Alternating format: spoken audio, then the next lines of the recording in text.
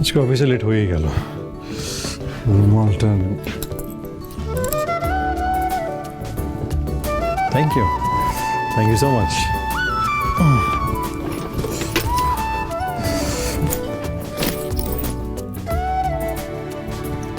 ঘড়ি এই যে বাহ, থ্যাংক ইউ সো মাচ। কিন্তু আজকে স্পেশাল ট্রিটমেন্ট কি ব্যাপার? কারণ আজকের দিনটা স্পেশাল তাই। আচ্ছা, টিফিন বক্স তুমি আমার জন্য টিফিন রেডি করেছো? Thank you.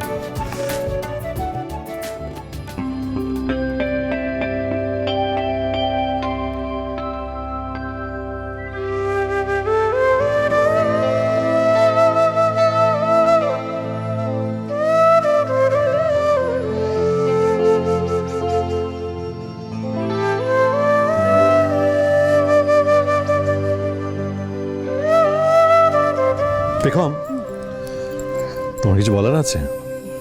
না না,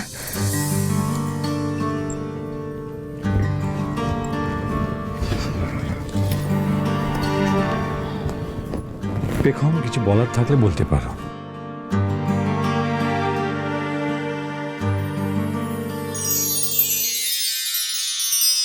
মন একে একে দুই, একাকার আমি তুই, আর না চোখ ফিরিয়ে একটু হাস।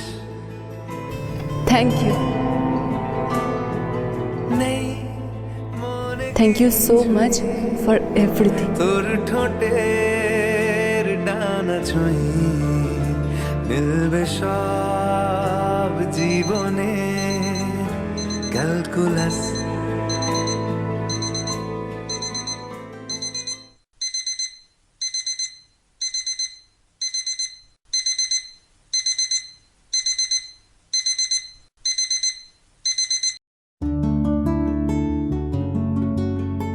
কুম্ভকর্ণের মতো ঘুমোচ্ছে, কখন থেকে অ্যালার্মটা বেজেই যাচ্ছে।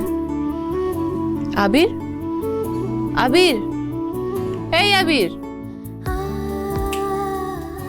ইমা উঠছেই না।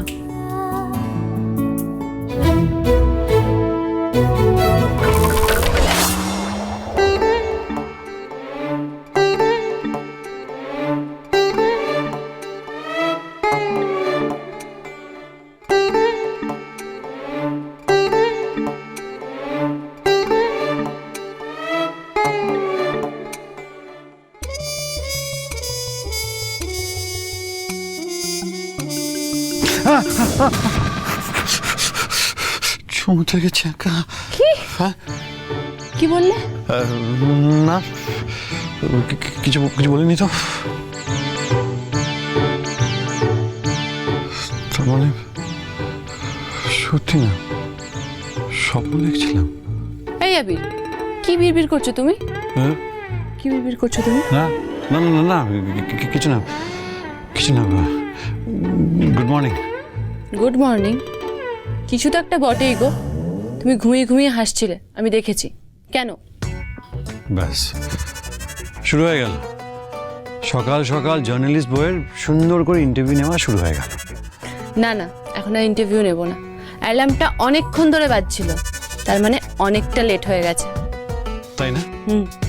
এবার দয়া করে তাড়াতাড়ি উঠে রেডি হয়ে নাও। চাটা নাও, ধরো আমি টিফিন বানিয়ে দিচ্ছি।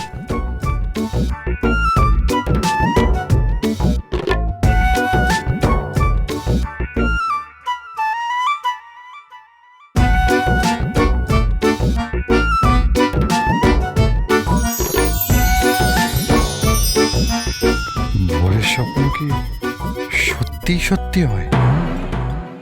এই, তুমি জেগে জেগে ঘুমাচ্ছ নাকি? না, আমি বলছিলাম তুমি কি শুধু টিফিনটা রেডি করে দেবে নাকি আরো অন্য কিছু ভেবেছ? আবির, শোনো, হ্যাঁ, তোমার মাথাটা কি পুরোটাই গেছে? না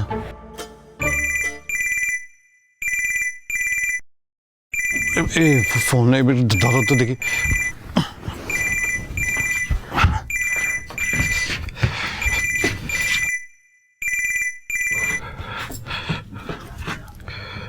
হ্যাঁ হ্যালো। গুড মর্নিং আবির। অ্যাকচুয়ালি একটা ইম্পর্টেন্ট মিটিংয়ের জন্য আমাদের আজকেই বেরোতে হবে। Important meeting? আরে নতুন প্রজেক্টের মিটিং, আজকে একবার সাইটে গিয়ে ভিজিট করতেই হবে। নতুন প্রজেক্ট মানে তো রায়চকের প্রজেক্ট, তাই তো?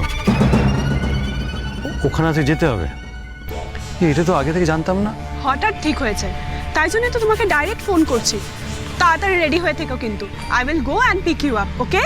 বাই।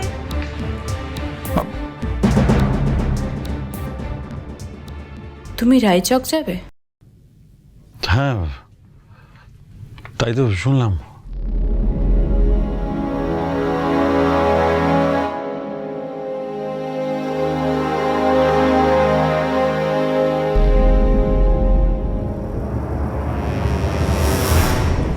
ডোন্ট ওয়ারি ডিয়ার্স, তুমি একদম ভেবো না।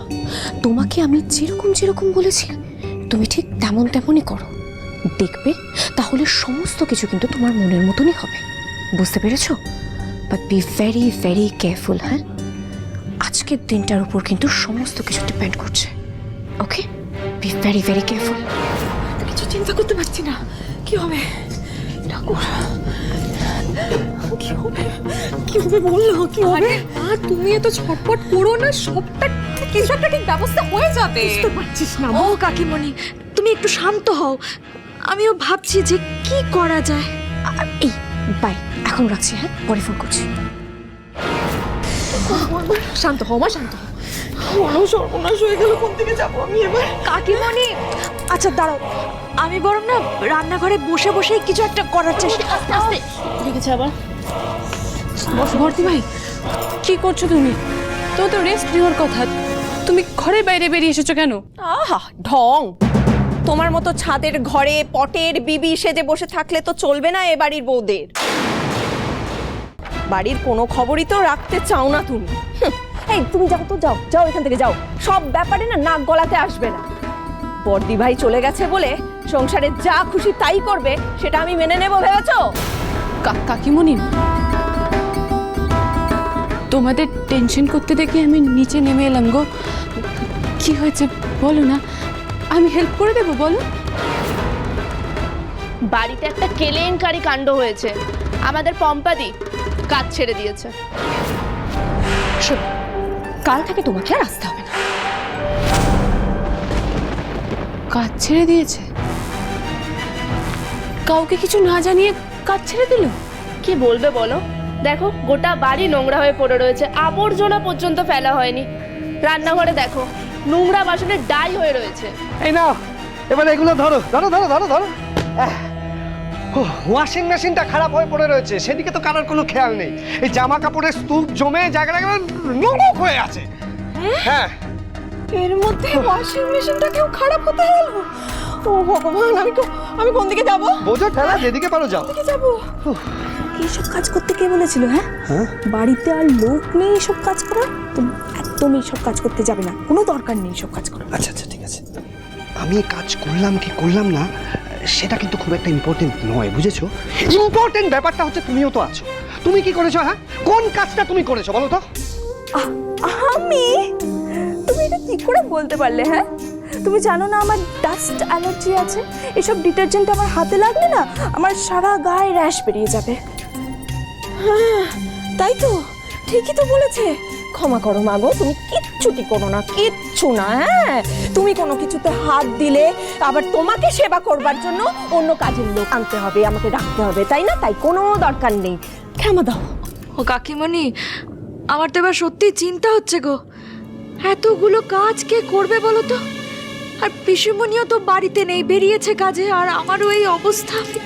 আমারও তো এক্সাম রয়েছে, তার মধ্যে দিদি ভাইয়ের প্রেজেন্টেশন সাবমিট করতে হবে, ওকেও তো প্রিপারেশন নিতে হবে। বলো কি মুশকিল হলো বলতো?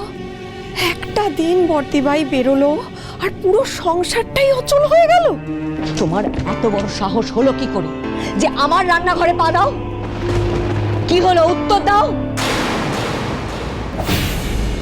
এই তো আমি আছি, আমি সব কাজ করে দেবো।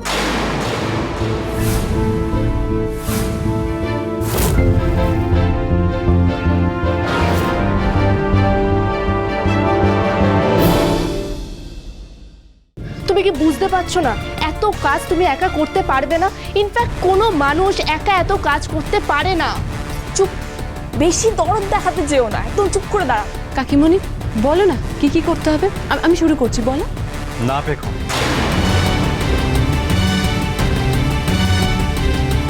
একসঙ্গে এত কাজ করা দরকার নেই। অগোছালো